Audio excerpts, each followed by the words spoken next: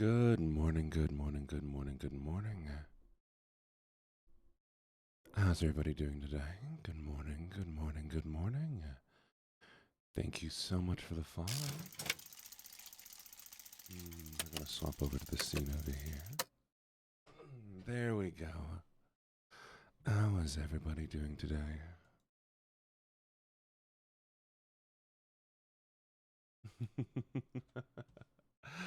Good morning, Shay.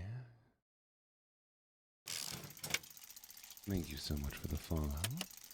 Good morning, Kyoko. Thank you so much for the follow. Shay, you're such a good bunny. How are y'all doing today? Did y'all just wake up? Are you just now, coming to?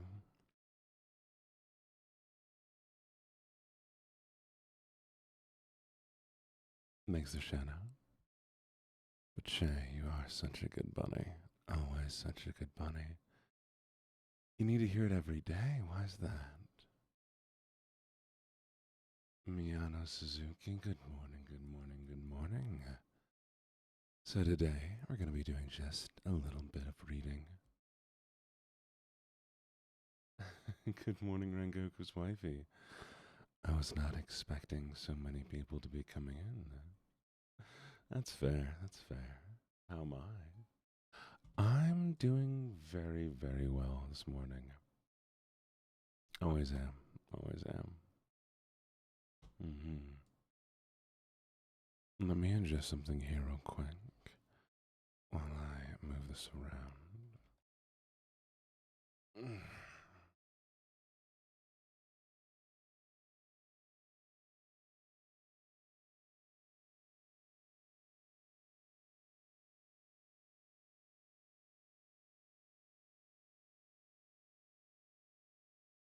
So today, my lovely, lovely people, how am I not tired? I am always tired. I am always, always tired. Now, Moxie, go get some sleep. Go relax. Oh, good morning, Keeper. Thank you so much for the raid. Thank you, thank you, thank you, thank you. How are you doing today? I guess it's good you raided now before we got into everything, you know. What were you doing this morning? ASMR. And what kind of ASMR were you doing? Were you playing Minecraft again? I'm doing well. How about you? I think I'm doing pretty well. Pretty well indeed. Well, if you have difficulty breathing, please make sure to drink something and take something. Good morning, Cookie. hmm So today we're going to be doing a little recording. I'm going to be recording specifically some reading for a little collab I'm doing. Hmm.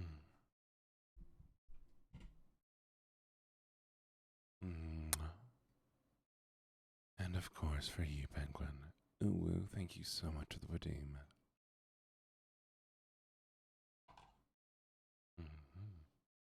Did your stream go well, Keeper? We're reading poetry today. And then some writings by Edgar Allan Poe.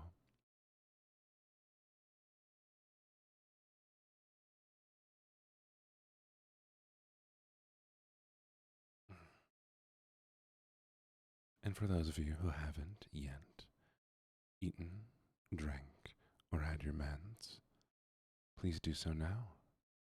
Okay. I can do the raven, yes. Are we going to start with some shorter ones?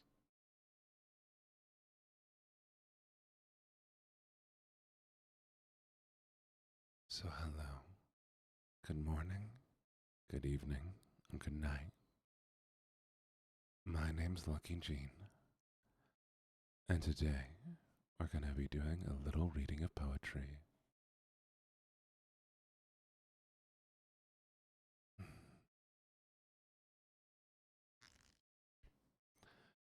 Good night. Now, the hour which severs those that should unite, let us remain together still, then it will be a good night. How can I call the lone night good, though thy sweet wishes wing its flight?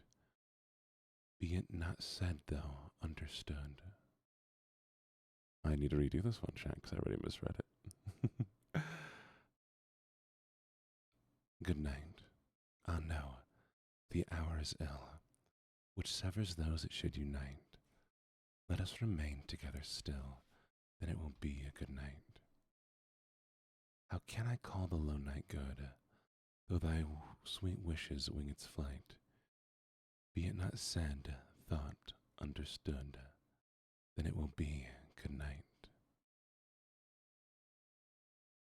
To hearts which near each other move, from evening close to morning light, the night is good because, my love, they never say good night. And that is Good Night by Percy Shelley. Rengoku, I go by he, they. Thank you so much for the redeem. And Chad, thank you for already telling me your pronouns. I do appreciate it.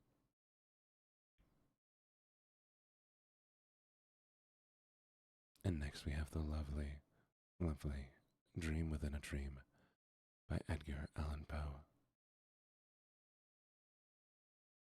Take this kiss upon the brow, and in parting from you now, thus much let me avow. You are not wrong who deem that my days have been a dream. Yet if hope has flown away, in a night or in a day, in a vision or in none, is it therefore the less gone? All that we see or seem is but a dream within a dream. I stand amid the roar of a surface tormented shore. I stand amid a roar of a surf tormented shore, and I hold within my hand grains of the golden sand. How few, yet how they creep through my fingers to the deep, while I weep, while I weep. Oh God, can I not grasp them with a lighter clasp? Oh God, can I not save one from the pitiless wave? Is all that we see or seem but a dream within a dream?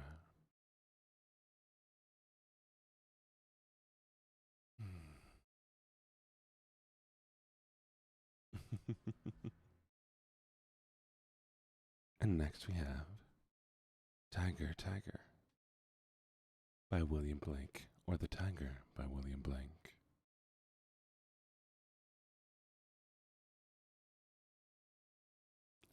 Tiger, tiger, burning bright in the forest of the night, what mortal hand or eye could frame thy fearful symmetry?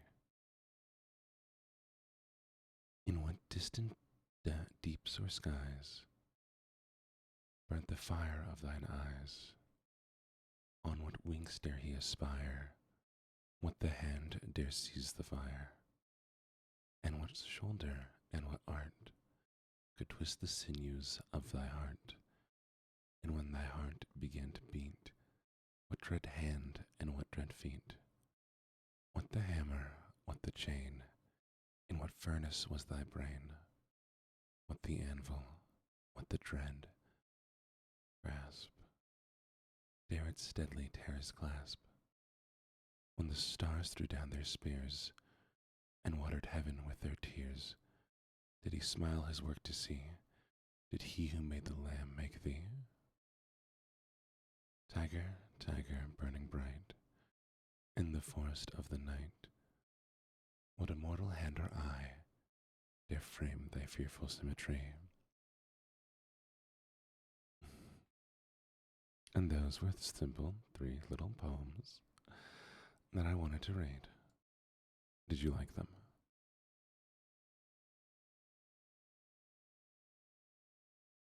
They are definitely 3 of my favorites. Because I like the way that the last one is reflective, starting and ending the same. Mm. Oh, Moxie, you're fine. Good morning, Gothic Sweets. And also, thank you, thank you, thank you. Aura for getting first, Vanya for getting second, and also Vanya for being big greedy and getting third. How are you doing this morning?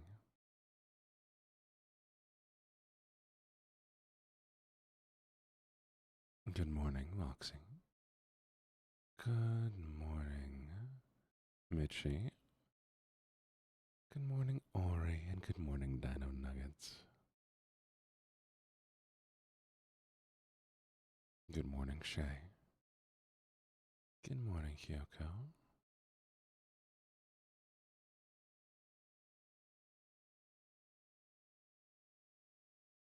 And good morning to anyone I've missed. I hope your mornings are nice so far. Relaxing, chill. Or if it's evening, you're getting a chance to sleep. Up to you, Moxie, you do you. Mm-hmm. All right. And at request, let us find the raven.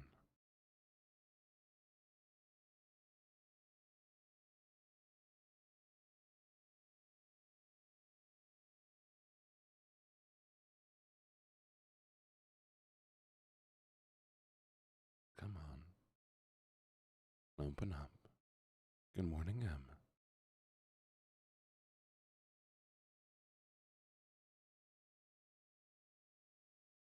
Oh, is today going to be one of those days when nothing wants to work the way I want it to? There we go.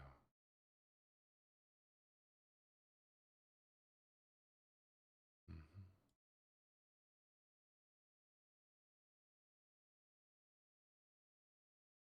There it is. Are you ready? Cookie, this one is for you. Once upon a midnight dreary, while I pondered weak and weary over many quaint and curious volume of forgotten lore, while I nodded, nearly napping, suddenly there came a tapping, as of someone gently rapping at my chamber door. "'Tis some visitor," I muttered, tapping at my chamber door. "Only this, and nothing more." Ah, distinctly I remember it was in the bleak December, and each separate dying ember wrought its ghost upon the floor. Eagerly I wished the morrow, vainly I had sought to borrow from my books surcased of sorrow, sorrow for the lost Lenore, or the rare and radiant maiden whom the angels named Lenore. Nameless here, forevermore. And the silken, sad, uncertain rustling of each purple curtain thrilled me, filled me with fantastic terrors never felt before. So that now, to still the beating of my heart, I stood repeating, "'Tis some visitor entreating entrance at my chamber door. Some late visitor entreating entrance at my chamber door. This it is, and nothing more." Good morning, some Delulu book girl. How you doing? Presently my soul grew stronger, hesitating then no longer. "Sir," said I, "or madam, truly your forgiveness I implore. But the fact is I was napping, and so gently you came rapping, and so faintly you came tapping, tapping at my chamber door. Then I scarce was sure I heard you. Here I open wide the door. Darkness there, and nothing more.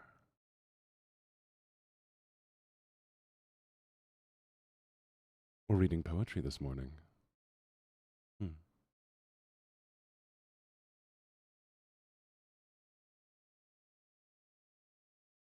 Deep into that darkness peering, long I stood there wondering, fearing, doubting, dreaming, dreams no mortal ever dared to dream before. But the silence was unbroken, and the stillness gave no token, and the only word there spoken was the whispered word Lenore. This I whispered, and echoed murmured back, the word Lenore. Merely this and nothing more. Thank you for the follow. And good morning, Sally.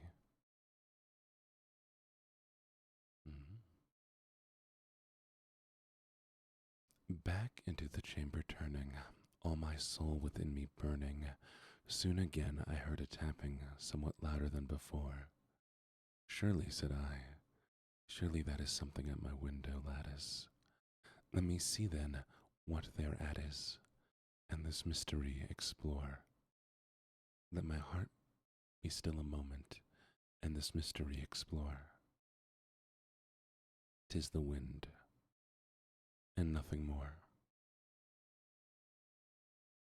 Open here I flung the shutter, when with many a flirt and flutter, in there stepped a stately raven of the saintly days of yore.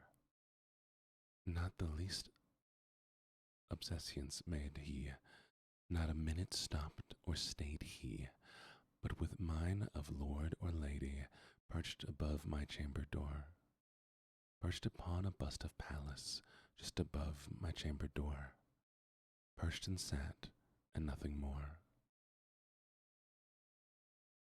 Good morning, Berry Blue, and thank you for the stretch, Pink.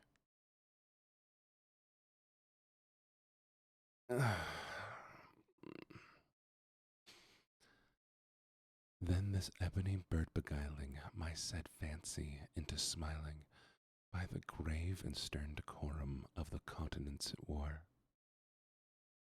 Though thy crest be shorn and shaven, thou, I said, art sure no craven, ghastly, grim, and ancient raven, wandering from the nightly shore.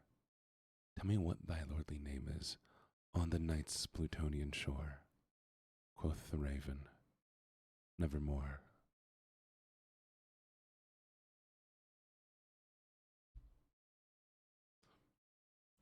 Much I marvelled this ungainly fowl to hear discourse so plainly, though its answer little meaning, little relevancy bore, for we cannot help agreeing that no living human being ever yet was blessed with seeing bird upon his chamber door, bird or beast upon the sculpted bust above his chamber door, with such a name as nevermore.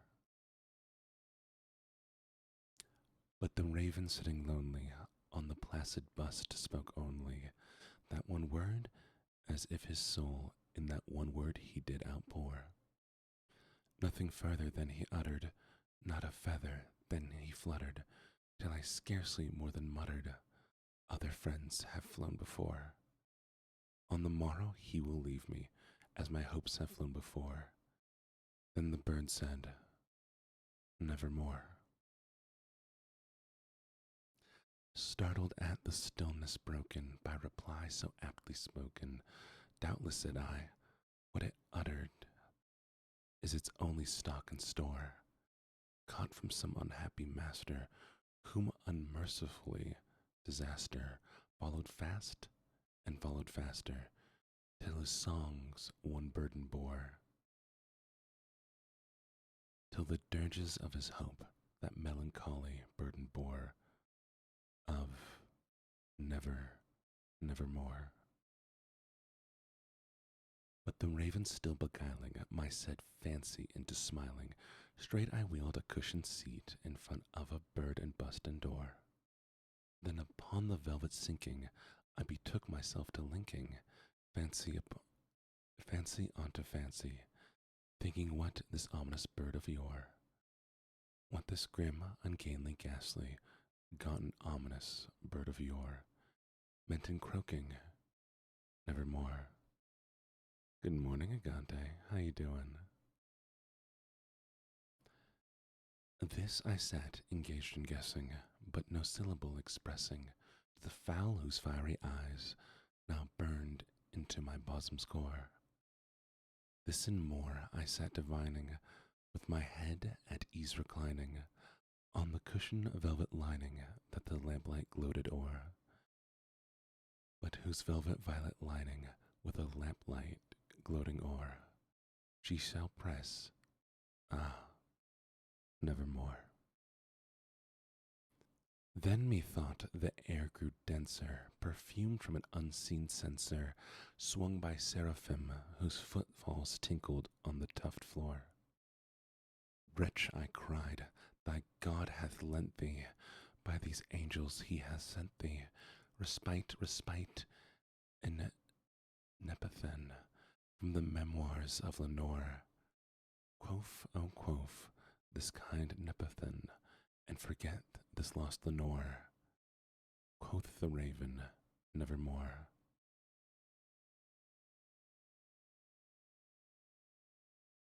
Prophet, said I, thing of evil, prophet still if bird or devil, whether temper sent or whether tempest tossed thee here ashore, desolate yet all undaunted, on this desert land enchanted, on this home by horror haunted, tell me truly, I implore, is there balm in Gilead? Tell me, I implore. Quoth the raven, nevermore. Prophet, said I, thing of evil, prophet still if bird or devil, by that heaven that bend above us, by the God we both adore, tell the soul with sorrow laden, if within the distant Iden it shall clasp a sainted maiden, whom the angels name Lenore, clasp a rare and radiant maiden, whom the angels named Lenore. Quoth the raven, nevermore. By that word our sign is parting, bird or fiend, I shrieked upstarting, get thee back into the tempest and the Niton's Plutonian shore.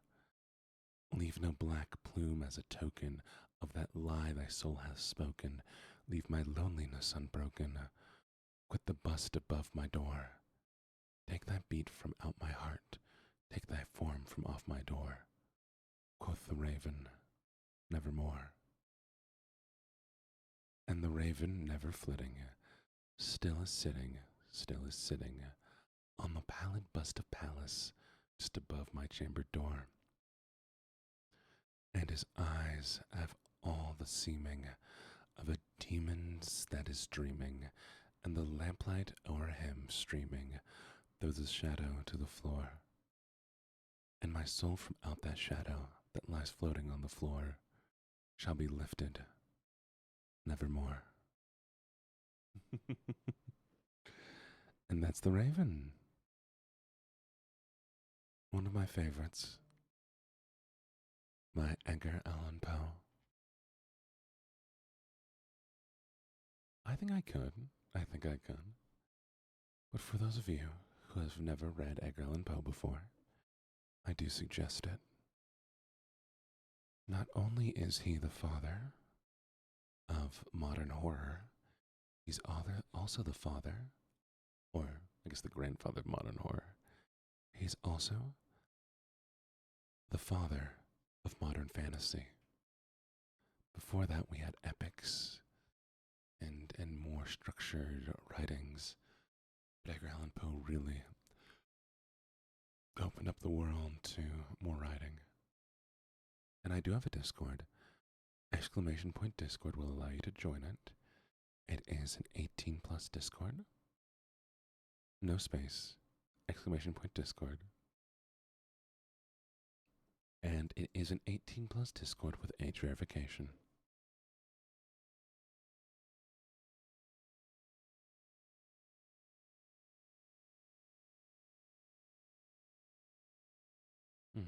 All right, let's see what we have here.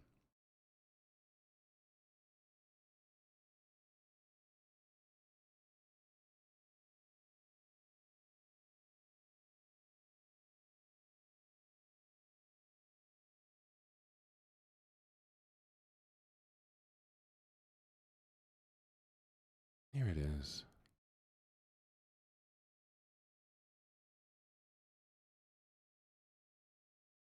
Hopefully, this is what you're looking for.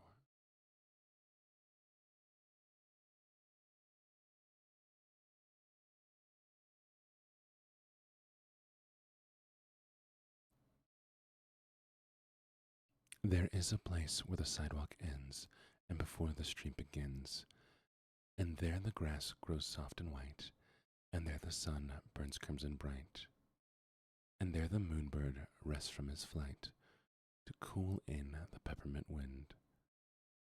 Let us leave this place where the smoke blows black, and the dark street winds and bends, past the pits where the asphalt flower grows.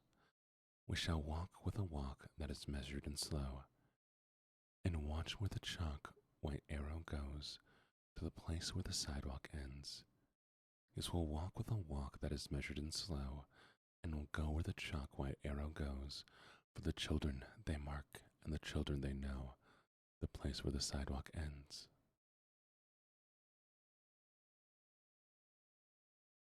There you go. Good morning, Lacey. How are you doing?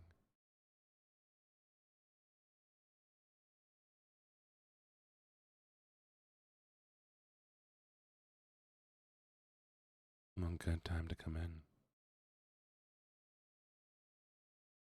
This was mentioned earlier, but I don't know if it was done intentional. Still, we're going to read it anyways. Are you ready? Oh, I've loved meteor watching. It is so enjoyable.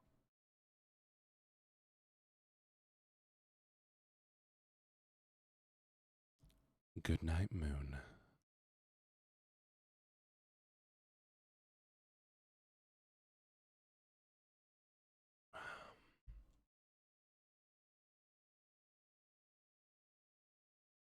And there were 3 little bears sitting on chairs, and 2 little kittens, and a pair of mittens, and a little toy house, and a young mouse, and a comb, and a brush, and a bowl full of mush.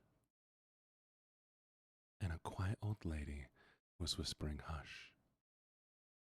Good night, room. Good night, moon. Good night, cow jumping over the moon. Good night, light and the red balloon. Good night, bears. Good night, chairs. Good night, kittens. And good night, mittens. Good night, clocks. And good night, socks. Good night, little house. And good night, mouse. Good night, comb. And good night, brush. Good night, nobody. Good night, mush.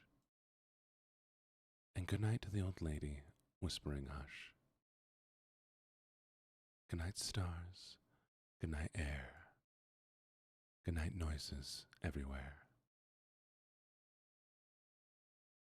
And there you go.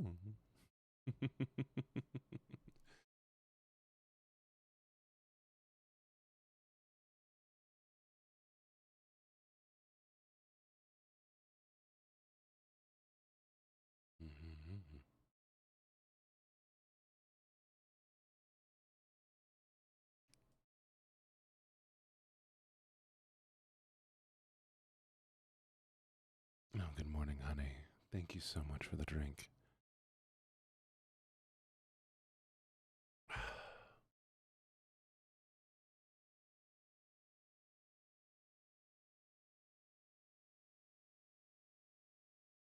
And here's another one, another little story to fall asleep to. Are you ready? And thank you for the stretch.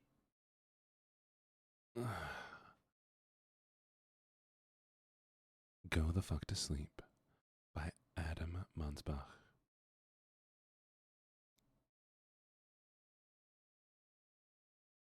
The cats nestle close to their kittens. You're kidding. Sorry, chat, there's an advertisement that decided to stop me from reading.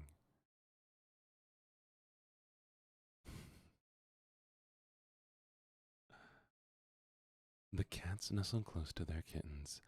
The lambs have laid down with the sheep. You're cozy and warm in your bed, my dear. Please go the fuck to sleep. And the windows are dark in the town, child, and the whales huddled down in the. I give up on that one, chat. Every time I tried to read it, it decided to play another advertisement. So here we go. Here's a different place to read it.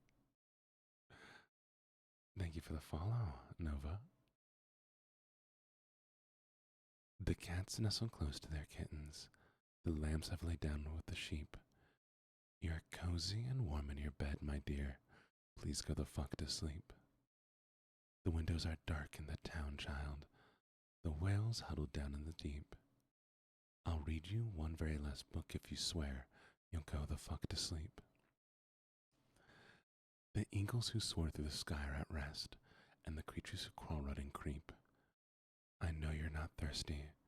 That's bullshit, stop lying. Lie the fuck down, my darling, and sleep. The wind whispers soft through the grass hun. The field mice, they make not a peep. It's been 38 minutes already. Jesus Christ, what the fuck, go to sleep. All the kids from the daycare are in dreamland, and the froggy has made his last leap. I'll know you can't go to the bathroom. You know where you can go? The fuck to sleep. The owls fly forth from the treetops. Through the air they soar and they sweep. The hot crimson rage fills my heart, love. For real, shut the fuck up and sleep. The cubs and the lions are snoring, wrapped in a big snuggly heap.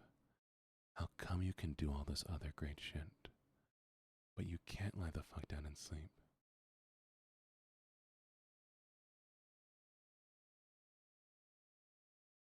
The seeds slumber beneath the earth now, and the crops and the farmers will reap. No more question, this interview's over. I've got 2 words for you, kid, fucking sleep. The tiger reclines in the Siberian jungle. The sparrow has silenced her cheep. Fuck your stuffed bear, I'm not giving you shit, 'cause your eyes cut the crap, sleep. Flowers doze low in the meadows, and high on the mountain so steep. My life is a failure, I'm a shitty-ass parent. Stop fucking with me, please, and sleep. The giant pangolians of Madagascar are snoozing as I lie here and openly weep. Sure, fine, whatever, I'll bring you some milk. Who the fuck cares you're not gonna sleep? Thank you for the rain, thank you for the rain. How's everybody doing today? I really, really appreciate it. I hope you had a lovely, lovely stream. I'm going to assume you are also doing ASMR. Right now we're reading Go the Fuck to Sleep. We're almost done though. This room is all I can remember. The furniture crappy and cheap. You win, you escape, you run down the hall as I nod the fuck off and sleep. Bleary and dazed I awaken to find your eyes shut, so I keep my fingers crossed tight as I tiptoe away and pray that you fucking sleep. We're finally watching our movie. Popcorn's in the microwave, beep. Oh shit, god damn it, you've gotta be kidding. Go the fuck back to sleep.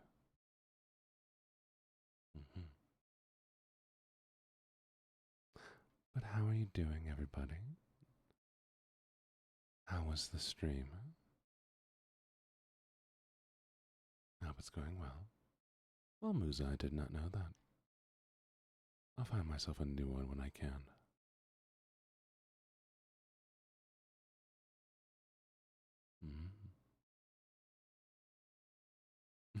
I'm glad it is.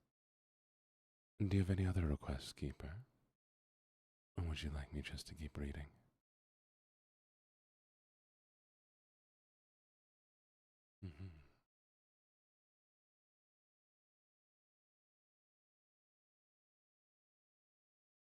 Good night, Baphomet.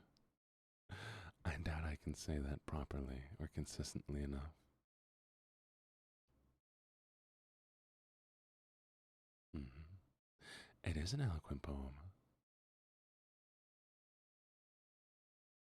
Enjoy your lurk, and I really do appreciate the rain.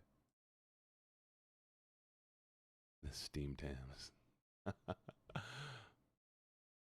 Next, we'll do Annabelle Lee, and then I'll do another one. It was many and many a year ago, in a kingdom by the sea, that a maiden there lived whom you may know by the name of Annabelle Lee. And this maiden she lived with no other thought than to love and be loved by me. She was a child, and I was a child, in this kingdom by the sea.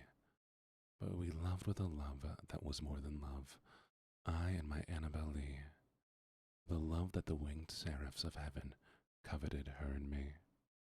Thank you so much for the follow. And this was the reason that long ago, in this kingdom by the sea, a wind blew out of a cloud by night, chilling my Annabelle Lee, so that her high-born kinsman came and bore her away from me, to shut her up in a sepulchre in this kingdom by the sea. Moose and I already said that I'd get a new background, but if you're going to be like that, have a good one.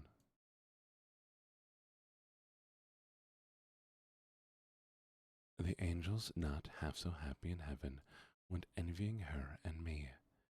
Yes, that was the reason, as all men know, in this kingdom by the sea, that the wind came out of a cloud chilling and killing my Annabelle Lee. But our love, it was stronger by far than the love of those who were older than we, of many far wiser than we.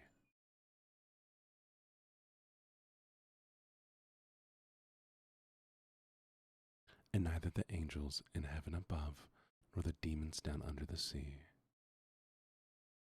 can ever dissever my soul from the soul of the beautiful Annabelle Lee.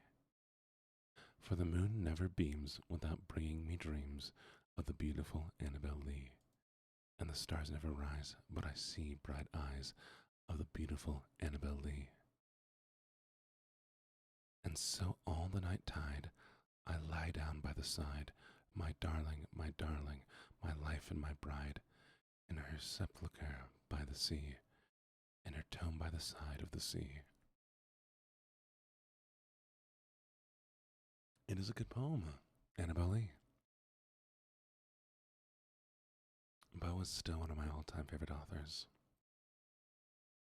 and so I come back to his things all the time. Nice.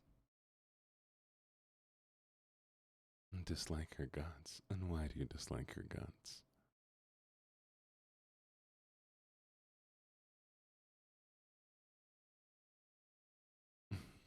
Fair enough. Low. This one's the city and the sea. Back on, Poe. Good morning, Lilith. How are you doing?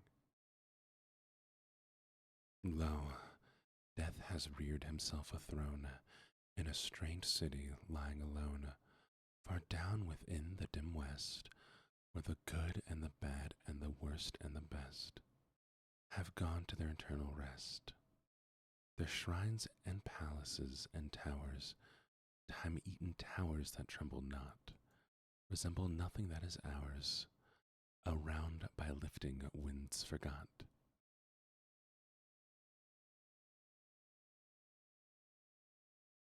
I'm doing good as well, Lilith. Resignedly beneath the sky, the melancholy water lies. No rays from holy heaven come down on the long night time of that town, but light from out the lurid sea streams up the turrets silently, gleams up the pinnacles far and free, up domes, up spires, up kingly halls, up fanes of Babylonian like walls, up shadowy long forgotten bowers of sculptured ivy and stone flowers, Up many and many a marvelous shrine, wreathed friezes intertwined. The vial, the violet, and the vine residedly beneath the sky. Good morning, Pinky. The melancholy waters lie, so blend the turrets and the shadows there, that all seem pendulous in the air. While from proud tower in the town, death looks gigantically down. Sure, I can read that one next.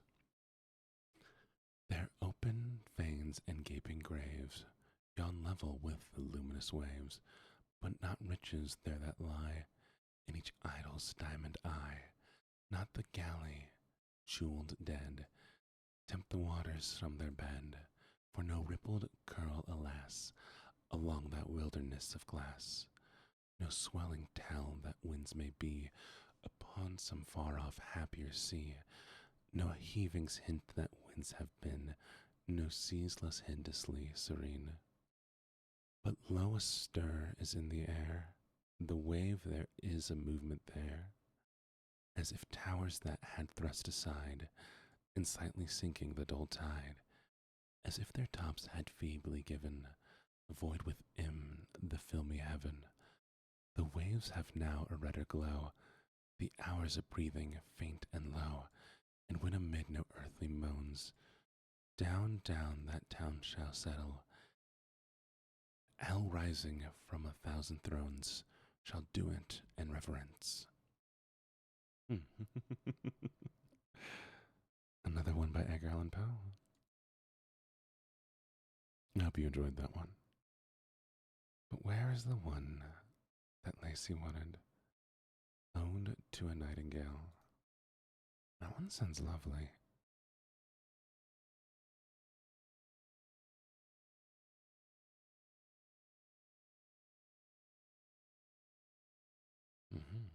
Let's see if I can find it. Oh, that's so bright. Why is it so bright? Who allows this website to be so bright?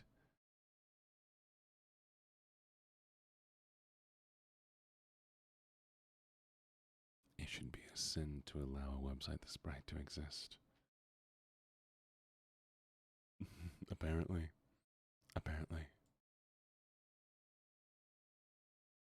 Alright, here we go. As bright as my future. I sure hope so. My heart aches and a drowsy numbness pains.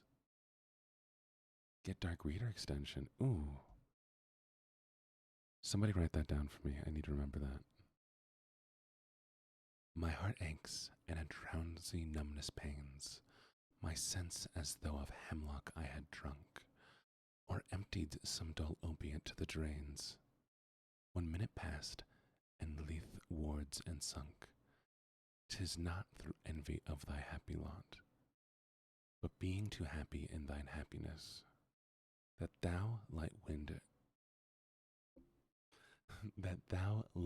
dryad of the trees, in some melodious plot of beechen green and shadowed numberless, sing'st of summer and a full-throated ease. Do sleep if you can, why don't you? Oh, for a draught of vintage that hath been cooled a long age in the depth-delved earth, tasting of flora and the country green, dance and provincial song and sunburnt mirth. I appreciate it, Jake. By the way, lovely, lovely people, for those of you who heard my audio demo, Jake, the voice par, is the one who made that. He is a fantastic voice actor and editor. Definitely go check him out if you get a chance, as well as doing his own ASMR.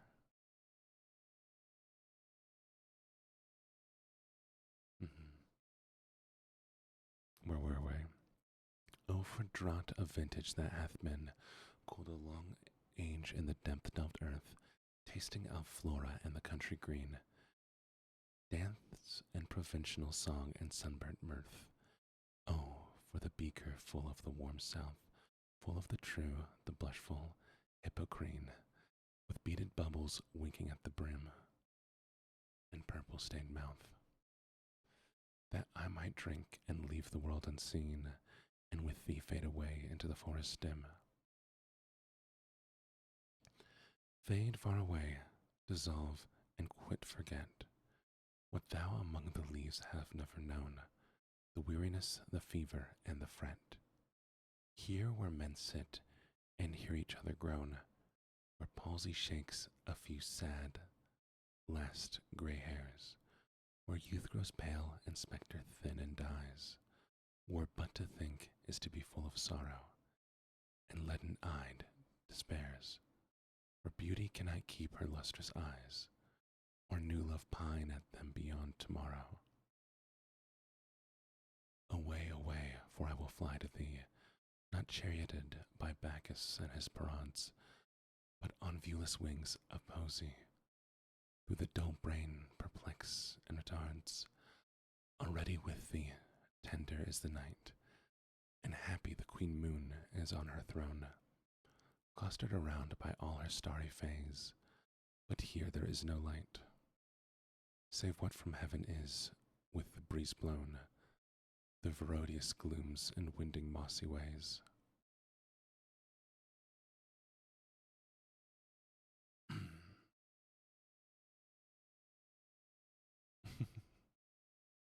I cannot see what flowers are at my feet, nor what soft incense hangs upon the boughs, but in embalmed darkness guess each sweet, wherewith the seasonable month endows, the grass, the thicket, and the fruit tree wild, white hawthorn, and the pastoral eglantine. Fast fading violets cover up in leaves, and mid-May's eldest child. The coming musky rose, full of dewy wine, and murmurs haunt of flies in summer eyes. Nikolai, I do flirt with viewers, and so if everybody ever feels like the flirting is too intense, I allow them to use a safe word to stop me from doing it. Or if anybody in the chat is bullying somebody too much, friendly or otherwise, I want to make sure that they feel comfortable, so they have a safe word.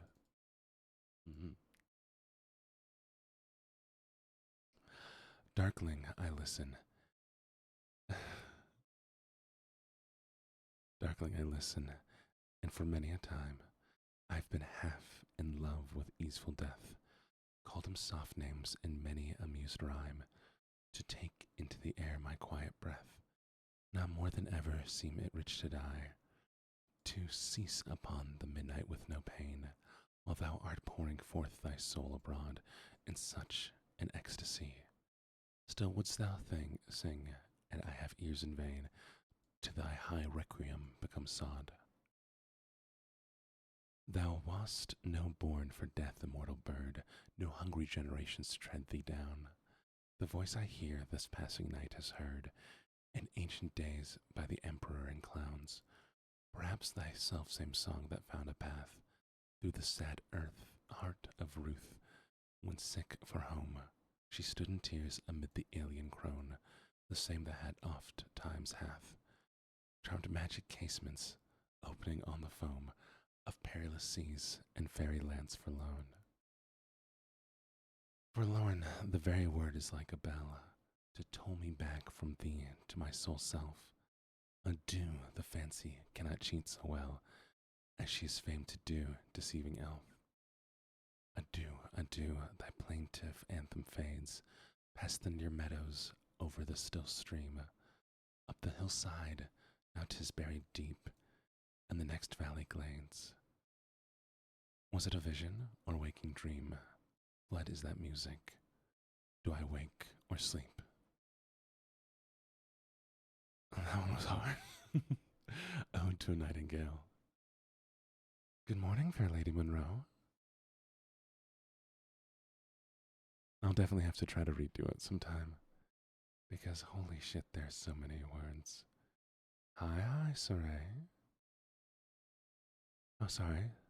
Sora Embers, hi, good morning. How are you doing?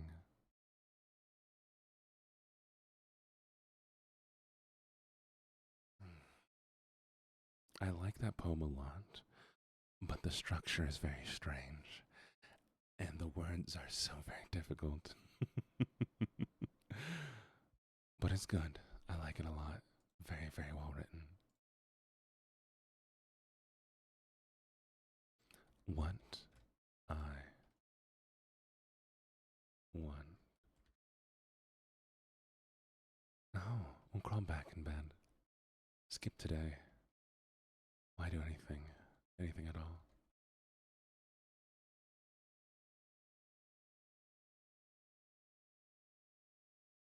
I'll pass jumps. Lovely, lovely Monroe. I hope you're doing well today.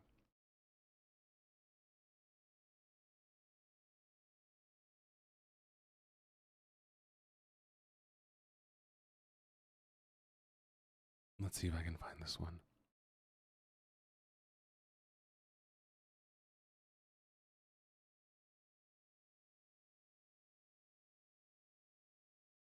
Hmm. Oh, here we go.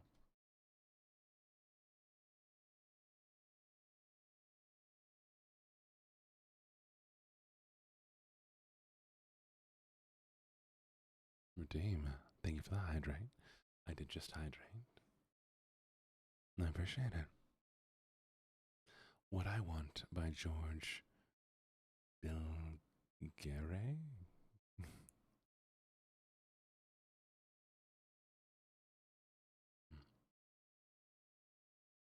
All right, here we go. I'll be honest, all throughout my grade school career, I never enjoyed poetry. I thought they were pointless writings that didn't make anyone the wiser, that we were wasting our time focusing on poetry, especially Shakespearean-esque poetry. It took too much critical thinking to find the deeper meaning in some poetry, and I felt like we dwelt on poems for far too long, which caused everyone to get burnt out by it, which in turn accounts. Wait a second. This is somebody's blog post on this. Never mind. I was wrong, chat. I was reading somebody's blog post on the poem.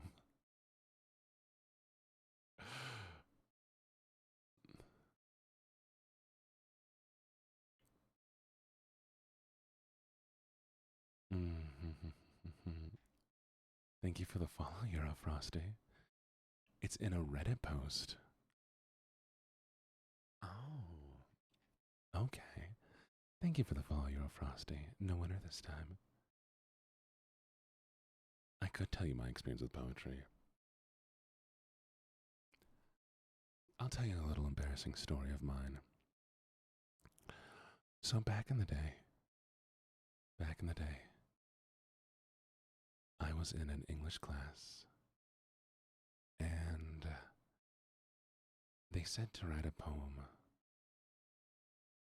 And unfortunately, I didn't pay attention further than that, and I wrote a poem.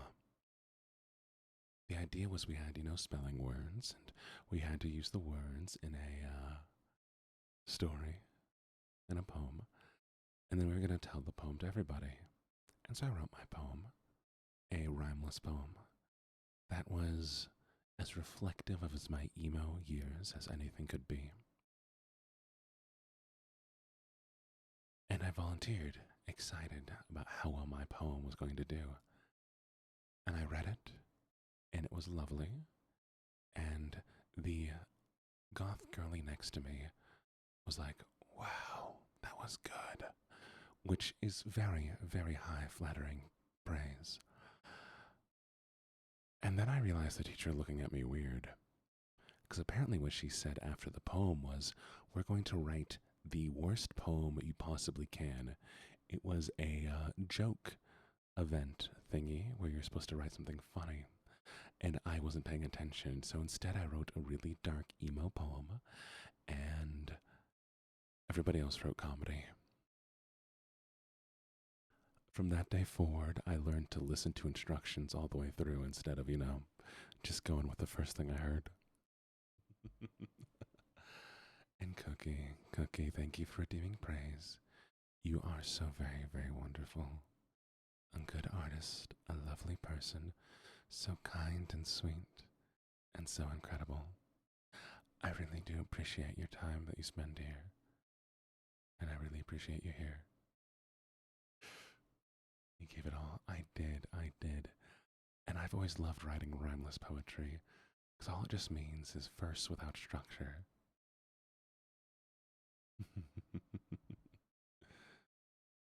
Emo goth punk phase, you should have seen some of the things I wore. Technically, Lacey, right now I'm in my vanilla phase where I just wear stuff to go to work in. Are you ready? What I Want by George Bilger Gray. I want a good night's sleep. I want to get up without feeling that to waken is to plunge through a trap door. I want to ride my motorcycle in the late spring through the Elysian fields of the Rocky Mountains, and lie once more with Cecilia in the summer of 1985 on a blanket in the backyard of our house, in Denver, and watch the clouds expand, and it would be great to see my mother alive again at the stove, frying a pan of noodles, and to the peculiar carbonized disc that has never been replicated. I'd like for my ex-wife to get leprosy, her beauty falling away in little chunks, to the disgust of everyone in the chic cafe, where she exercises her gift for doing absolutely nothing. I want world peace. I want to come home one evening and find Julia, the new assistant professor in the history department, has let herself into my apartment for the express purpose of lecturing me on the history of lingerie. I don't ask for much, a good Merlot, and after a noon thunderstorm cooling off, the city as I sit listening to Ella sing Spring is Here so the air goes lyrical, and perhaps a stray bolt of lightning strikes my ex-wife as she steps from her car, setting her on fire to the unqualified delight of the friends she has come to visit. We're thoroughly sick of her self-aggrandizing stories. I want to spark a bowl of Maui Wowie and spend the entire afternoon in my dorm room with Corrine Spellman trying to remember what we were talking about, wondering whether in fact we had had sex yet. I'd like to sit at the little outdoor restaurant by the lake in the forest park, talking with my aunt in the humid summer twilight as the hot St. Louis day expires upon the water, and the moth-eaten Chinese lanterns glow like faded Kodachrome. We would argue about the great tenor voices of the century, or Cause for Death, a poetry about the Gulf War, or why my father drank himself into an algae we never stopped revisiting, while the couples on their paddled boats come in from the darkening lake as they've done since the beginning of time, and children call each other across the shadowy fields. Yes, that would be nice. I want a good woman with a sweet bosom and a wicked sense of humor. I want to wake up in London on a spring morning and read in the paper that my ex-wife has received a lethal injection, courtesy of the state of Ohio, as part of a citywide program aimed at improving the civic pride of Cleveland. Thank you for the hydrate. But something went terribly wrong, and she's been left in a persistent vegetative state, which everyone agrees is nonetheless an improvement. And it would be wonderful to sit down with Maria at our favorite restaurant in Madrid with some good red wine and listen to her Spanish caress the evening. I want to read that new manuscript of poetry by James Wright has been discovered in someone's attic, and someone I haven't yet met, in some future I've yet to despoil, has bought it for my birthday, and after the kids are asleep, we sit out in the backyard, a little drunk, and read it aloud to each other, something we often do in summer before climbing upstairs to the bedroom in the big old house we love so much.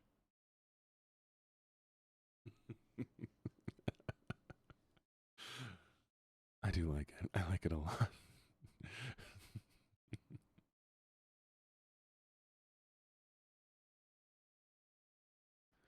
I don't like the structure, how it's written out, because it's written in 3 line segments, And so I think this could be restructured to flow better, but I like the body of the poem.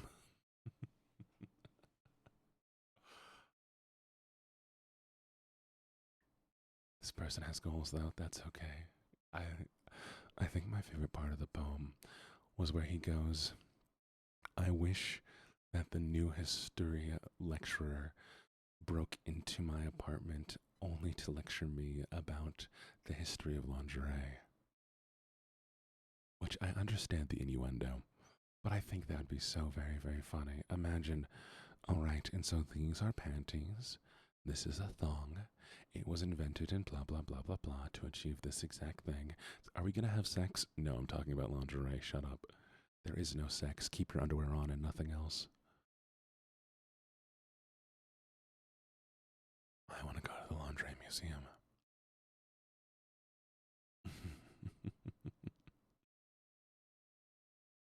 I'm a visual learner. Ooh, ooh.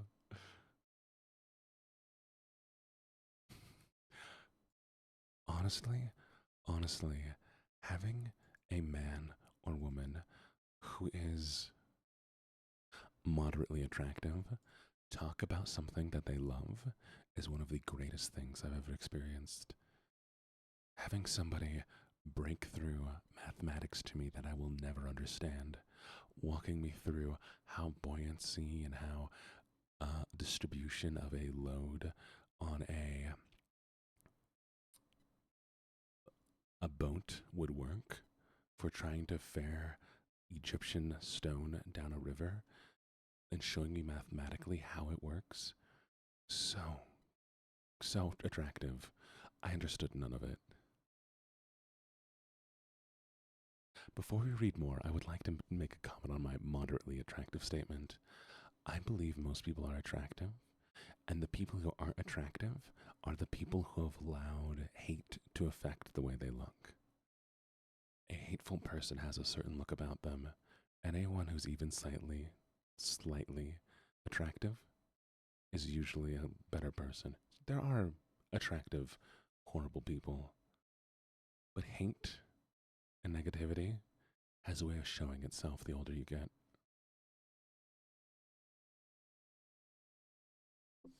Mhm.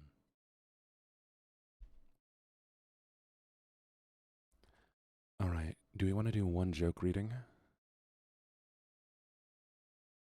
Do we want to do one joke reading, chat?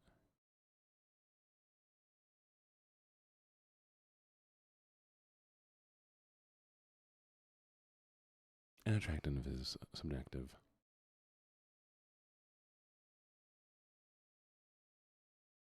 Thank you.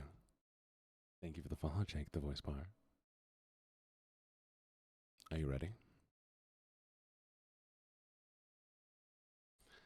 Now, I would like to explain this to you all before we read this.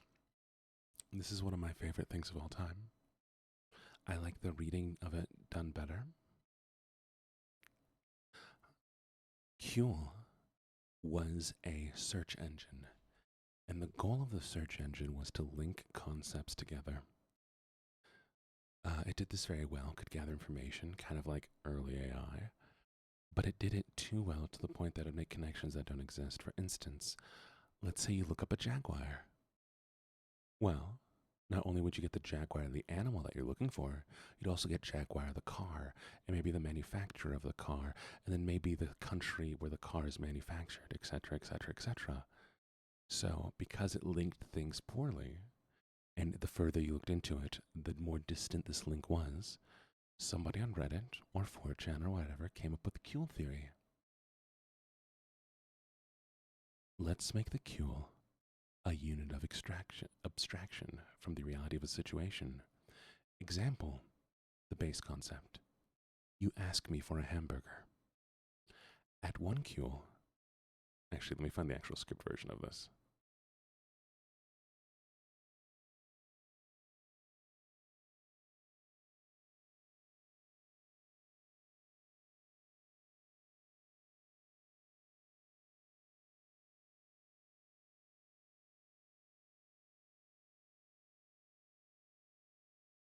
Mm-hmm.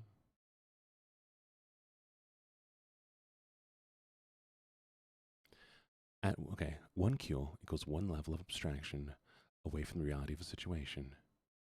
Example, you ask me for a hamburger. At one cule, if you ask me for a hamburger and I gave you a raccoon. At two cules, if you ask me for a hamburger, but it turns out I don't really exist, where I was originally standing, a picture of a hamburger rests on the ground. At three cules, you awake as a hamburger. You start screaming only to have special sauce fly from your lips. The world is in sepia. Four cules, why are we speaking German? A mime cries softly as he cradles a young cow. Your grandfather stares at you as the cow falls apart into patties. You look down only to see me with pickles for eyes. I am singing the song that gives birth to the universe. At five cules, you ask for a hamburger. I give you a hamburger. You raise it to your lips and take a bite. Your eye twitches involuntarily. Across the street, a father of three falls down the stairs. You swallow and look down at the hamburger in your hands. I give you a hamburger. You swallow and look down at the hamburger in your hands. You cannot swallow. There are children at the top of the stairs. A pickle shifts uneasily under the bun. I give you a hamburger. You look at my face and I'm pleading with you. The children are crying now. You raise the hamburger to your lips. Tears stream down your face as you take a bite. I give you a hamburger. You're on your knees. You plead with me to go across the street. I hear only children's laughter. I give you a hamburger. You are screaming as you fall down the stairs. I am your child. You cannot see anything. You take a bite of the hamburger. The concrete rushes up to meet you. You awake with a start in your own bed. Your eyes twitch involuntarily. I give you a hamburger. As you kill me, I do not make a sound. I give you a hamburger. At six cules, you ask me for a hamburger. My attempt to reciprocate is cut brutally short as my body experiences a sudden lack of electrons. Across a variety of hidden dimensions, you are dismayed. John Lennon hands me an apple, but it slips through my fingers. I'm reborn as an ocelot. You disapprove. A crack echoes through the universe in the defiance of a conventional physics as cosmological background noise shifts from randomness to a perfect A flat. Children everywhere stop what they are doing and hum along in perfect pitch with the background radiation. Birds fall from the sky as the sun engulfs the earth. You hesitate momentarily before allowing yourself to assume the locus of all knowledge. Entropy crumbles as you peruse the information contained within the universe. A small library in Phoenix ceases to exist. You stumble under the weight of everythingness. Your mouth opens up to cry out and collapse around your body before blinking you out of spatial plane. You exist only within the fourth dimension. The fountainhead of all knowledge rolls along the ground and collides with a small dog. My head tastes sideways as space-time is reestablished. You blink back in a corporeal world disoriented, only for me to hand you a hamburger as my body collapses under the strain of reconstitution. The universe has reasserted itself. A particular small dog is fed a steak for the rest of its natural life. You die in a freak accident moments later, and your soul works at the return desk for the Phoenix Library. You disapprove. Your disapproval sends ripples through the interdimensional void between life and death. A small child begins to cry as he walks toward the stairway where his father stands. There you go. That's cule theory.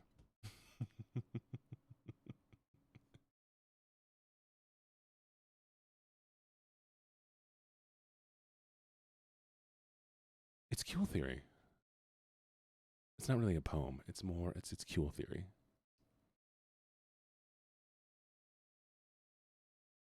Did nobody listen to me explain it the first time through?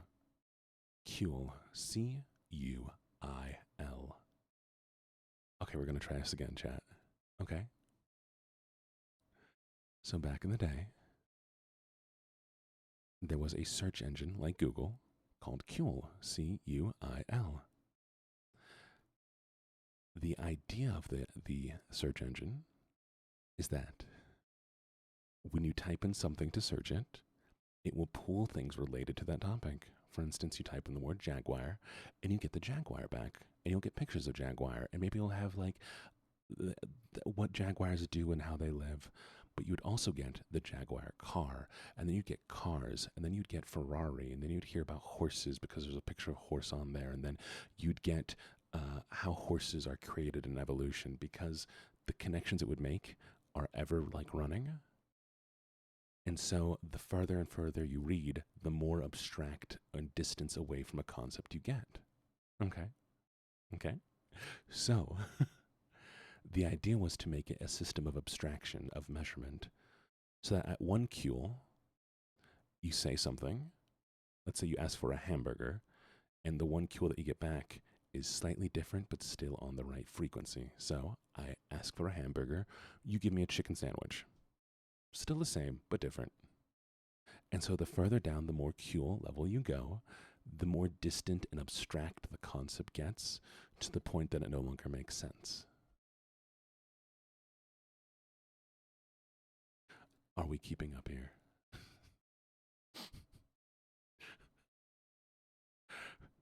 I hope you all are sleeping really, really well to my description of cue theory. Oh, it's not on Creepypasta. It ended up on Creepypasta, but this was a Reddit thing.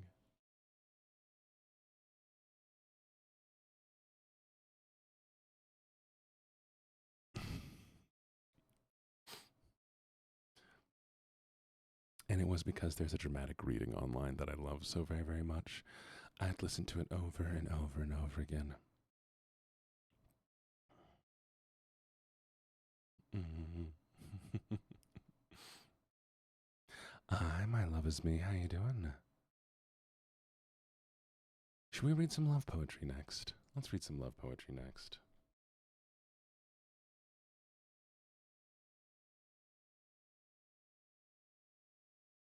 Oh, the classic. Oh, the most classic of all. Exactly. I love the concept. It's just so like unique in its sensing. Oh, Babu? Yes, Archer. Thank you, thank you, thank you. And it was a fox-eared asshole. It was a fox-eared asshole. It is. It is. It is. Alex, you're legally required to stay here. You're never allowed to leave. You're mine now. Shall I compare thee to a summer's day? Thou art more lovely and more temperate. Rough winds do shake the darling buds of May, and summer's lease hath all too short a date. Sometime too hot the eyes of heaven shines, and often is gold complexion dimmed, and every fair from fair sometimes declines. By chance or nature's changing course untrimmed, but thy eternal summer shall not fade, nor lose possession of that fair thou owest, nor shall death brag thou wanderest in his shade, when in eternal lines to time thou growst. So long as men can breathe, or eyes can see, so long lives, and this gives life to thee.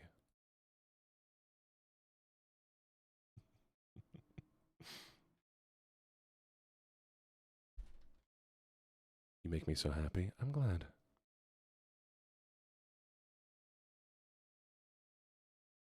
Oh, wait, this is one of my favorites. I'm not sure if you've heard this one, chat. Sonnet 130. My mistress' eyes are nothing like the sun. Coral is far more red than her lips red.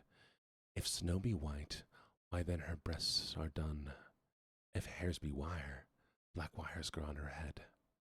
I have seen roses damasked red and white, but no such roses see I in her cheeks, and in some perfumes is there more delight than in the breath that from my mistress reeks. I love to hear her speak, yet well I know that music hath a far more pleasing sound. I grant I never saw a goddess go. My mistress, when she walks, treads on the ground, and yet by heaven I think my love as rare as any she beloud with false compare.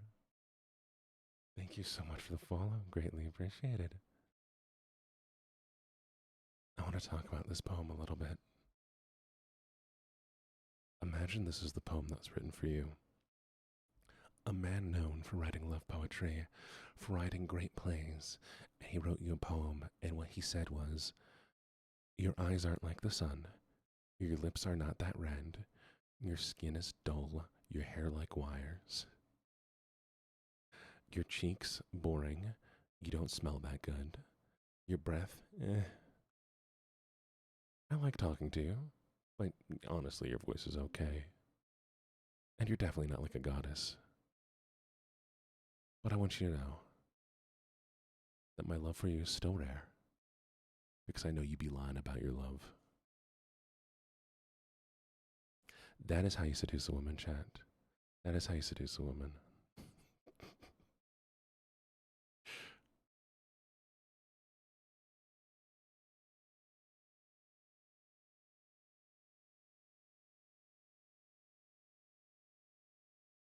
I agree. I agree. And I think that, I mean, that final sentence really kind of like nails it. And yet, by heaven, I think my love is rare, as any sheep aligned with false compare. Because the entire poem is like, hey, I'm being honest. I love you. I'm not making anything up. I love you.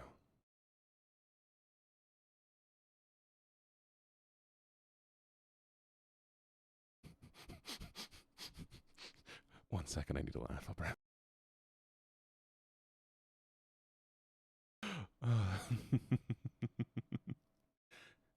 If he writes her a few sonnets, he loves her. If he writes 300 sonnets, he loves sonnets.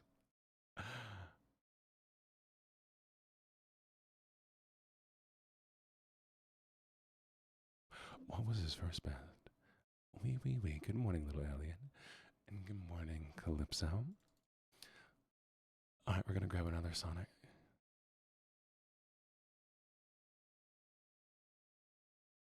Let me not to the marriage of true minds emit impediments. Love is not love, which alters when it alteration finds, or bends when the remover to remove. Oh no, it is an ever fixed mark. Hey, chat. Chat, I'd like to talk about this real quick. Do you see that accent over the E? Do you think that's an accident, or am I mispronouncing fixed? Fixade?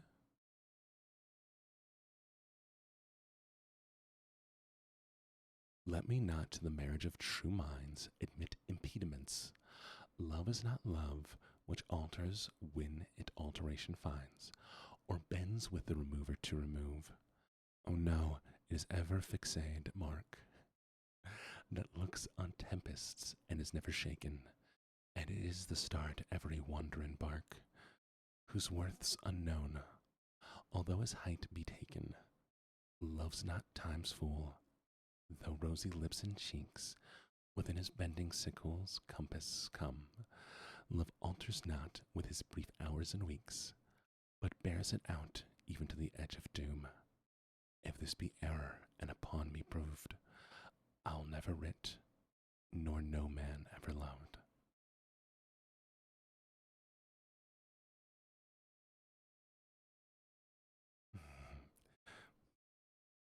Good morning, bees. Chat, we can be bees. We're gonna read that.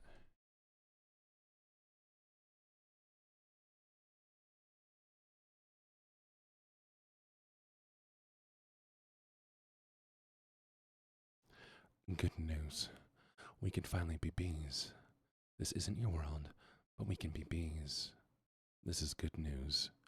You can be a bee. You live like a bee. A pet, a pet, a pet. Mark, this is good news. You'll live for 30 years. This is insane.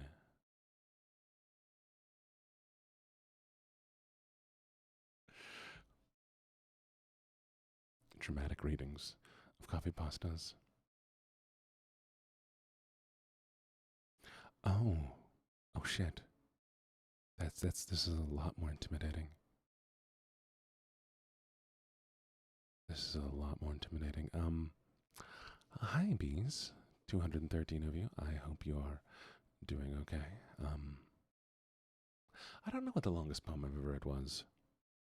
Probably some sort of epic where it's just all written rhyming line. But I've never consciously paid attention to how long a poem is. Mm-hmm.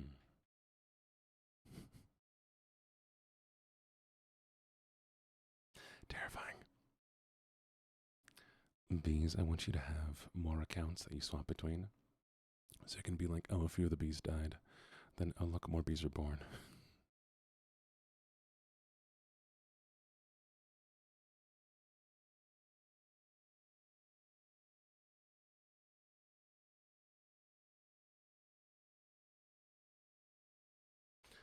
Back to the classic, my favorite author, Edgar Allan Poe.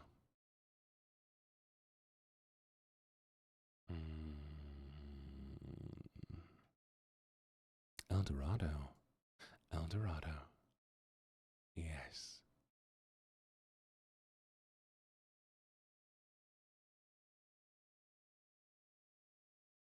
And there's a crane, as in the bird. The bird. You have a bird in your room. Are you okay, little alien? Cranes are. Why? Oh.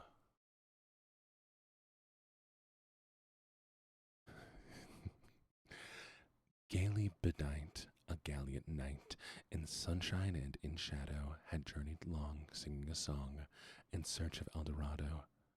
But he grew old, this knight so bold, and o'er his heart a shadow fell as he found no spot of ground that looked like El Dorado. And as his strength failed him at length, he met a pilgrim shadow. Shadow, said he, where can it be, this land of El Dorado? Over the mountains of the moon, down the valley of the shadows. Ride boldly, ride, the shade replied, if you seek for El Dorado. Thank you for the follow, Bees 213.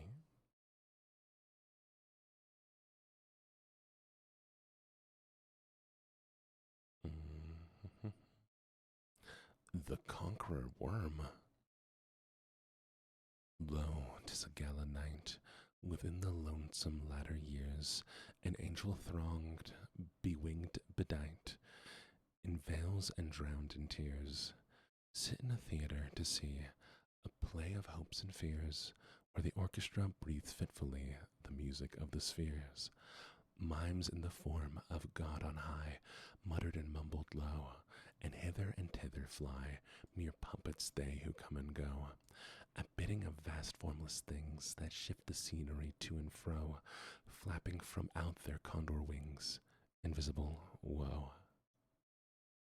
The motley drama, oh be sure, it shall not be forgotten, with phantom chased for evermore by a crowd that seized it not, through a circle that ever returneth in to the self-same spot, and much of madness, and more of sin, and horror the soul of the plot.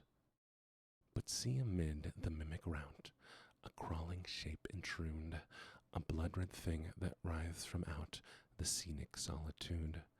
It writhes with moral pangs, the mimes become its food, and seraphs sob at vermin fangs, in human gore imbued. Out, out are the lights, out all, and over each quivering form the curtain of funeral pall comes down with the rush of a storm, while the angels all pallid and wan, uprising, unveiling, affirm the play is the tragedy, man, and its hero, the conqueror worm.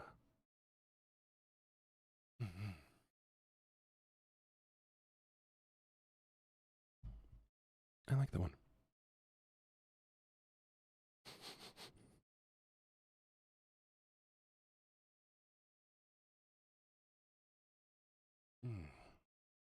This has been a fun little morning chat. I've enjoyed reading to you. I read a lot more today than I have for quite some time now. Thank you for the follow, Patriot Bills. Dreamland by Edgar Allan Poe, published 1844. By a route obscure and lonely, haunted by ill angels only, where Eidolon, named Night, on a black throne reigns upright, I have reached these lands but newly, from an ultimate dim Thule, from a wild weird clime that lithe sublime, out of space, out of time. Rawr. Aw, little alien, you're adorable. Bottomless vales and boundless floods, and chasms and caves and titan woods, with forms that no man can discover for the dew that drip all over, mountains toppling evermore into seas without shore, seas that restlessly aspire, surging on to skies of fire, lakes that endlessly outspread their lone waters, lone and dread, their waters still and chilly, their snows of lulling lily. Favorite Poe short story? Telltale Heart. I like doing readings of the Telltale Heart. It's one of my favorite to do dramatic readings. By the lakes and that thus outspread, their lone waters lone and dead, their sad waters sad and chilly, with the snows of the lulling lily, by the mountains near the river, murmuring low, murmuring ever, by the grey woods, by the swamp, where the toad and the newt encamp, by the dismal tarns and pools where dwell the ghouls, by each spot the most unholy, in each nook most melancholy, there the traveller meets aghast, sheeted memories of the past, shrouded forms that start and sigh as they pass the wanderer by, white-robed forms of friends long given, in agony to the earth and heaven. For the heart whose woes are legion, 'tis a peaceful, soothing region. For the spirit that walks in shadow, 'tis, oh 'tis, an El Dorado. But the traveller travelling through it may not dare, not openly view it. Never its mysteries are exposed to the weak human eyes unclosed. So wills it king who hath forbid the uplifting of fringed lid, and thus the sad soul that there passes, behold it but through darkened glasses, by a route obscured and lonely, haunted by ill angels only, where an eidolon named Night on a black throne reigns upright. I've wandered home but newly from this ultimate dim Thule.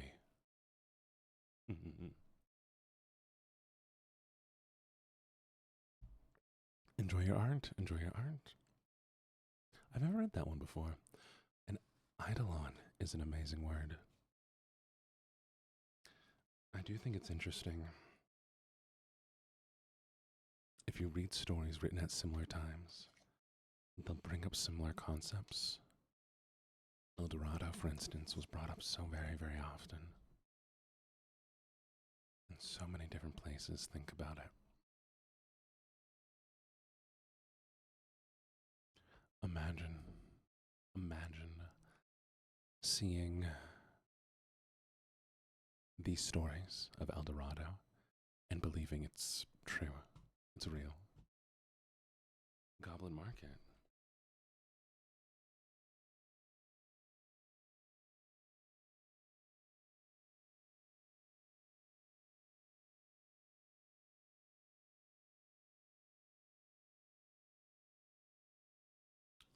That might be a little bit long. I think it would kill my voice.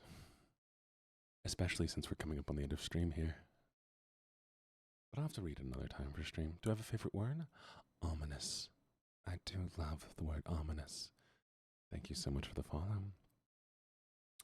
I've always loved the word ominous since I learned it as a child in one of my elementary school spelling lists.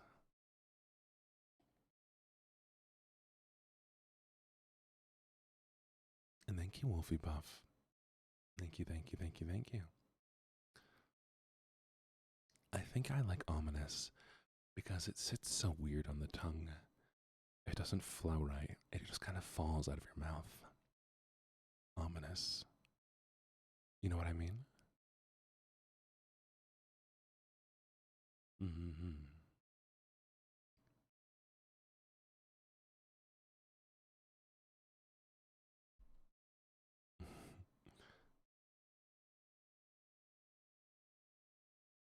Mm-hmm. Now, lovely, lovely, lovelies. We'll find somebody to write into because I do need to get ready for work, unfortunately.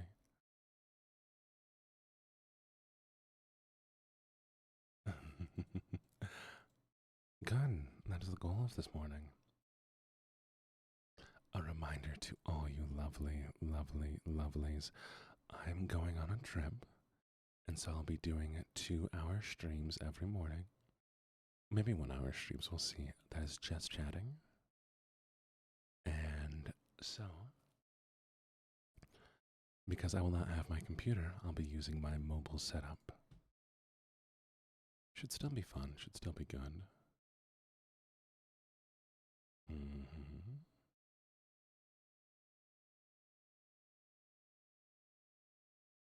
Not that one.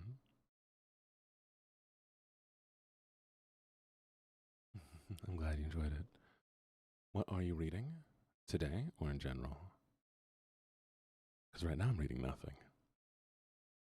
Mm-hmm. I'm going to find somebody to write into, though. Okay, let's see.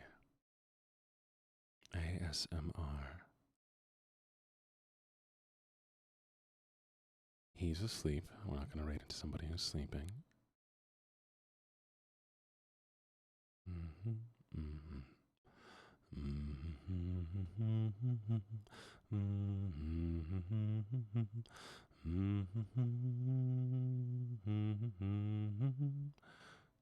Oh, I was reading. Before I was reading Edgar Allan Poe. And that was Dreamland by Edgar Allan Poe.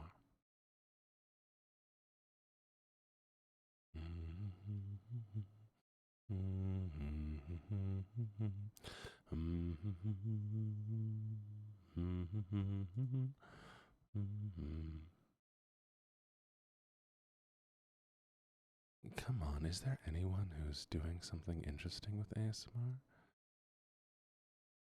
What about you?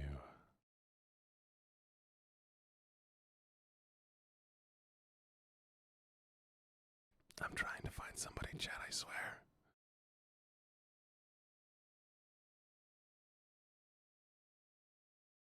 This person will do.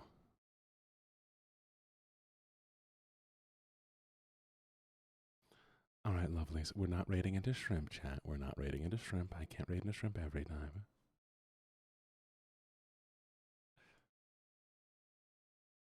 If I could stay longer, chat, you know I would. Oh, I'll go right into this person.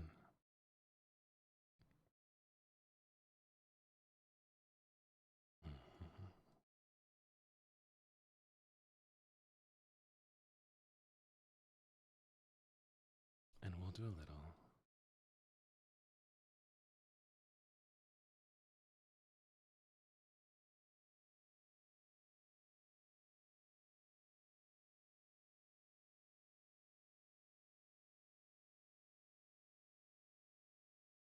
There you go.